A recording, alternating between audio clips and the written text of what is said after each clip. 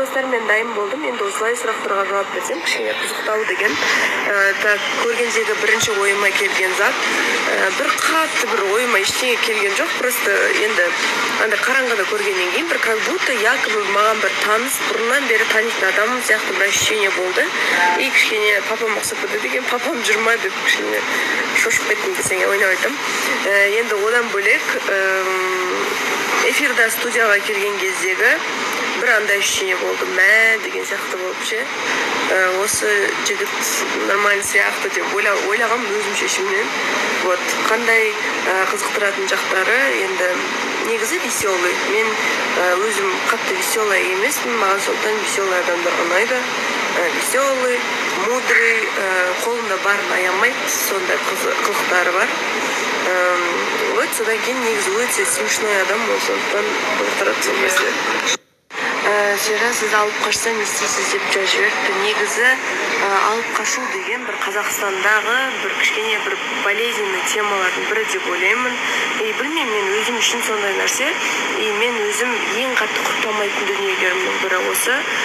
Себебі білмеймін, енді мені әке-шешем осы жасыма дейін бақты қақты, әрине бір ұзата алмаған адам сияқты болып қалмас үшін мен ұзатылып кеткім келер еді. Ұзатылатын Аллаға шүкір жағдайымыз да бар, ұзатып жіберетін ол кісілердің. Алып қашу деген андай нәрсе сияқты просто болады ғой. Бір екі адам тұрады, и выборды просто я буду решать деп алып қашып кетеді ғой, екінші адамның рұқсатынсыз.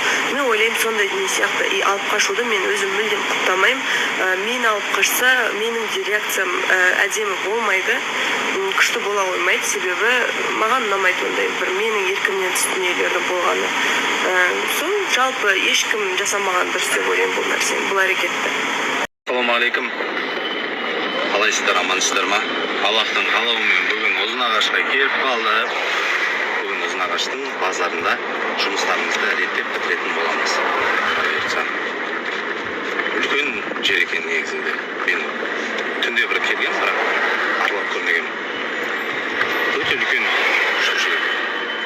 Жұмыстарымыз жайлы және де не істегеніміз жайлы сәлден кейін көрсететін боламын.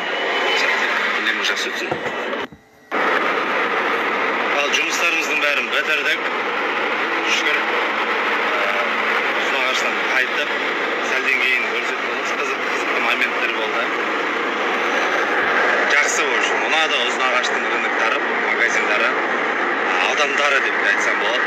Өте жақсы, қарапайым кісілер. Көп өзіңіз сияқты. Қазір сәлден кейін көрсеңіз, қазір бір жерге бара жатырмын. Кішігірім жаңалықтар жасағым келіп тұр. Соны қазір бір жерге соғамын, одан кейін барып. Қайырлы күн. Бүгінгі таңымыз больницаға барумен өтейін деп жатыр. Әдеш екеміз міне кішкентай қошонды қарату көріп түпсе, соған больницаға келіп жатырмыз.